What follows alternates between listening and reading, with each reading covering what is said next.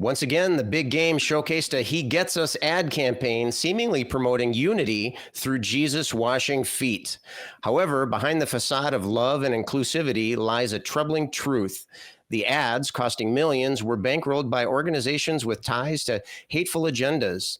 Despite attempts to distance themselves, the shadow of the Servant Foundation looms large, known for funding anti-LGBTQ groups like Alliance Defending Freedom. Now, under the guise of Come Near, funded by the billionaire family behind Hobby Lobby, this insidious influence persists. Critics condemn their connections to groups promoting discrimination and intolerance, exposing the campaign's hollow message of love as a thinly veiled attempt to cloak their regressive ideals in the guise of righteousness. This story is from Boing Boing by Jennifer Sandlin on Monday, February 12th, 2024. And I know that we're familiar with the ads that we're talking about here. Shilling for Jesus, infidel. What do you think? What do you think about this? Well, I have to admit, one of the first things that I thought about when I saw the commercials is how much I absolutely hated foot washing services at church. So just starting were there. You involved with foot washing? Did you do that? Unfortunately, I did. Wow. So when it comes down to it, yes, that's absolutely. Hardcore. Yeah, it's not fun. I tried to avoid it whenever possible. But really, as you said, this really is same hate, new packaging. There's really not a lot new. You know, they ride the whole LGBTQ anti-rights, the whole anti-women rhetoric, denying COVID. I mean, it's just the same old rinse and repeat over and over again. Now, if they wanted to be more convincing, I'm going to talk about something a little adjacent, and I'm going to just compare this to Taylor Swift. If they'd have said she gets us, well, I'm not a big fan of billionaires, but when it comes down to it, you could do worse. She gives money to causes that are counter to the He Gets Us crowd. So I get why they don't like her.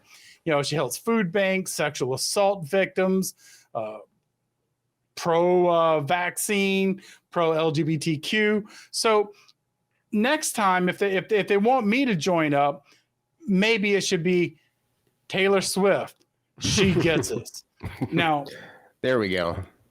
Because this is the same old tired things. I know that last year in last year's game, they did the same thing. They had their little He Gets Us and all this fuzzy feel good, all this nonsense. And when it gets down to it, they're quite the opposite. So, but I agree with them on one thing. If there was a biblical Jesus, he gets them because really, he wasn't that nice of a guy. He wasn't that great person that they want to hold him up to who's accepting of all these people. Yeah, maybe more tolerant than the Old Testament, but still, that's setting a pretty low bar. So with all that in mind, I think I'll pass on the whole thing because if anytime I hear the words Hobby Lobby, you want to talk zig, I'm going to zag. So I'm going to go ahead and zag here and say, Jonathan, were you excited about all this? Oh, I'm just totally over the moon about this. The ads were purposely innocuous. And of course, we know why that is. We get these ads in Florida repeatedly. And they want to, and I'm going to steal something from you, there, infidel. They once again show there is no love like Christian hate. And it's just amazing that they try and cloak their repressive BS in such a kind of display of, but we're really all about love. Of course, that's God's love, which in Christian means the guy who's going to throw you into the fire and let you cook for eternity. Yeah, that's love. Yeah. Why does he do that to you? He loves you. Yeah, right. Okay. Why don't I tell you what? I'm going to go over here and be an atheist or a pagan or something else because this particular worldview is a death cult. So, I just have to say that. And, I know I'll probably get a lot of email about it, but they are a death cult. They are waiting to die. They can't wait to get to the coming of their zombie god. So, I'm kind of like so over it, and they don't understand that all of this pretending to be nice people is totally abolished by the, one attaboy is always erased by the next aw shit. So, you guys are going to always have an aw shit when you try and take people's rights away from them, their bodily autonomy, when you start being doctors with no education, or putting preachers as counselors in school who have no idea what they're doing and no counseling experience whatsoever, and can't even deal with the kids that are having stressful situations. That's bullshit, and it's going to automatically show you how wrong you really are, though you won't recognize it because you're in your own little fantasy world. I prefer reality. I prefer actual truth to some fantasy truth. So anyway, I'm going to go ahead and pass this off to Scott before I start getting into a very long rant about how bad this is. The weird thing about this ad this ad campaign rather, is that they have been getting criticism, obviously, but they've been getting a lot of criticism from the right.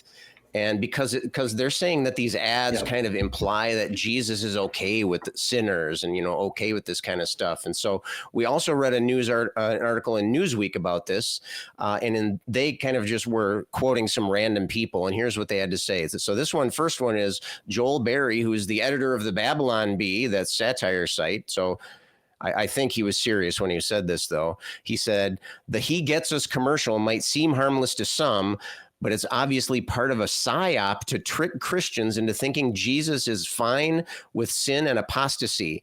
It's the opposite of what our world needs right now. Also, Pastor Daryl B. Harrison via Twitter said, it would take a week at least to properly exegete this mission statement by He Gets Us. At best, it's moralistic therapeutic deism, which is an interesting concept in itself. At worst, it's Gnostic heresy that posits Jesus as a divine social worker. And I can almost hear him spitting when he says the word social worker there.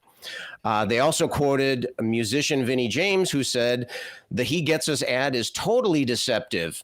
Jesus washed the feet of his disciples / followers. Those were people who already believed in Jesus.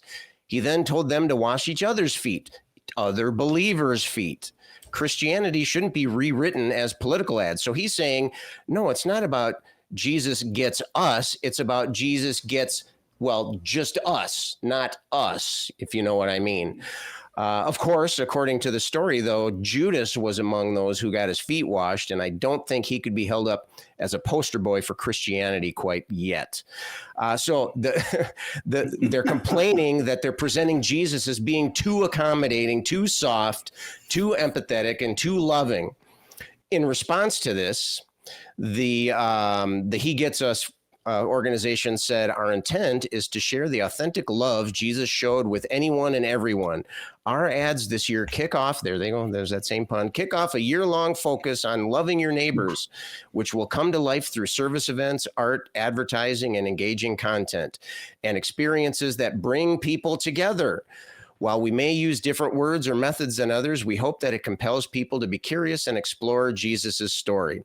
And of course, as we've said, this message of love and togetherness comes from a group that finances hate against the LGBT community and against women's reproductive health care. So what we have here is haters who are talking about promoting love, but they're being hated on by other haters because their message of love doesn't have enough hate in it to fully represent the joyful love / hate that is Jesus Christ. So I just have to say, let's pick a lane here. How do you want to approach this?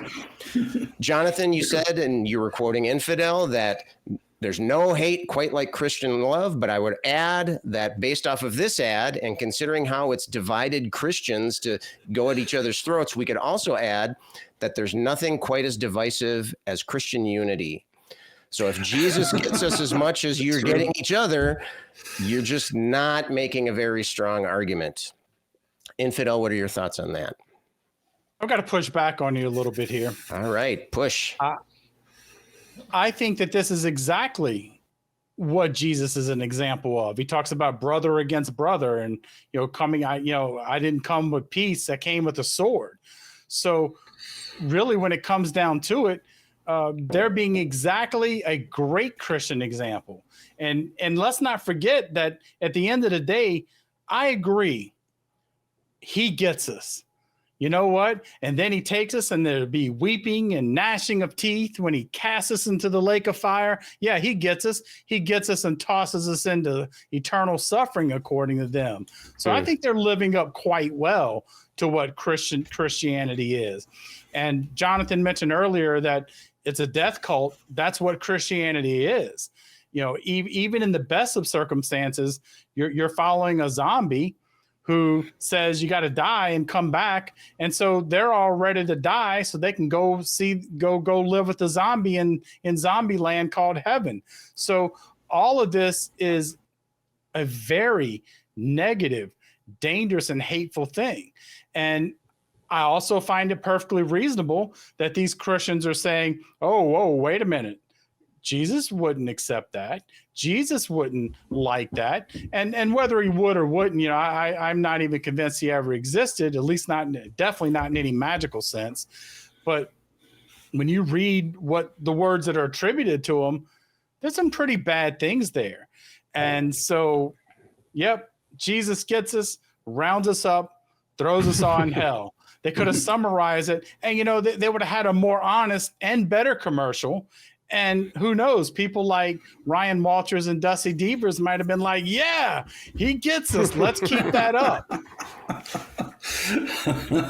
The truth is that I think that this is just another one of those examples of how removed what people want to view their Christianity as actually is when they get down to the implementation of what they say they believe. Because Christianity as a belief is a very different thing than this old, hippie Jesus going around washing people's feet and patting people on the head, loving immigrants and all that. No, Christianity is something that's very divisive. There's always an other, those people, somebody else to step on, to a wrong, who deserve nothing better than hell. Because after all, they believe that even they deserve hell. Well, they say that, but the truth is that most of the time I don't believe them when they say that.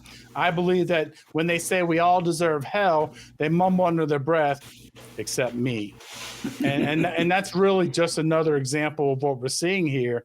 And I like this division between Christians over this issue because it exposes once again that Christianity is not some monolithic one size fits all. And if they get what they want, the people that are going to regret it the most are Christians. So be careful what you wish for.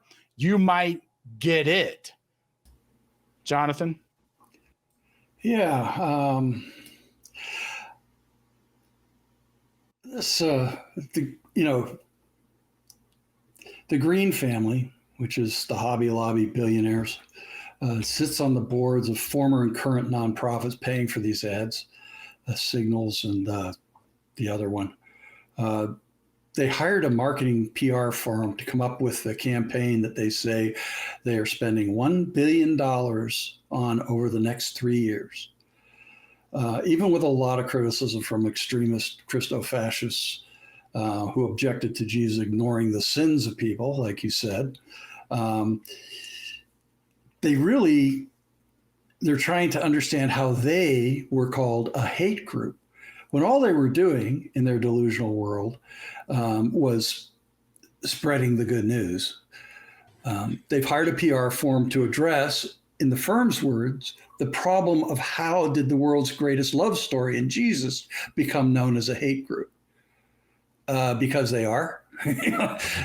Let me shorten your research for you because they are. Okay. And, you don't even have to go to the Southern Poverty Law Center to understand that, though I'm sure they could give you all the backup for that you need. So just, give them a call. They'll send it to you. And then you've solved that riddle. And the Servant Foundation, and they're funded by the Green family of Hobby Lobby. By there, I mean, these guys, and they have open hostility to freedom of other people, read LGBTQ plus, who are not panicked, fanatical Christians. Anybody who's not that way. And as I said in my warning, all you other Christians, beware, you're next. And that's all I got, Scott. They're coming for you, right? By the way, Infidel, I totally agree with your pushback. So I'm not trying to take the wind out of your sails there. You can still have the self-satisfaction of disagreeing with me, even though I totally agree with what you said there. Maybe you convinced me.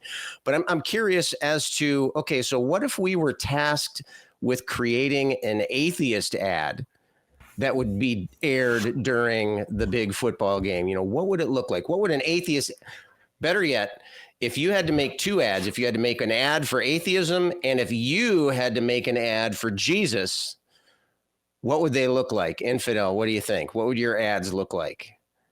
Well, the first thing that comes to mind is when my youngest was really small, before she honestly even knew what I was saying, I would often say, I would quote the Bible passage paraphrasing, "For God so loved the world that if you don't do exactly what he wants you to do, you're going to burn forever."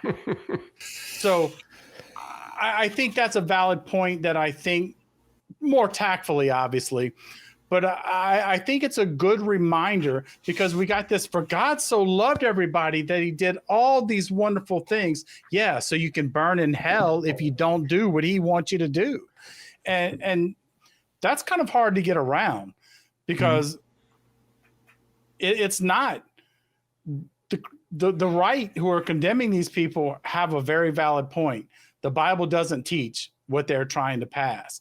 And I get why they're trying to promote this in commercials, because if you started the commercial out with, God loves you so much that if you don't follow him, you're going to burn in hell forever.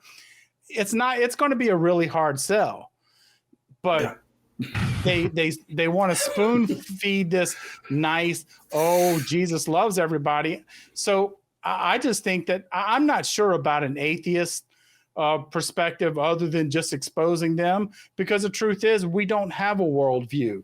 We've got three atheists on this panel, and the three of us, I'm sure, could find many things we agree on, but we could also find things we disagree on. We're not tied into a dogma. We're not tied into you have to believe this or else. And that really is what this all boils down to.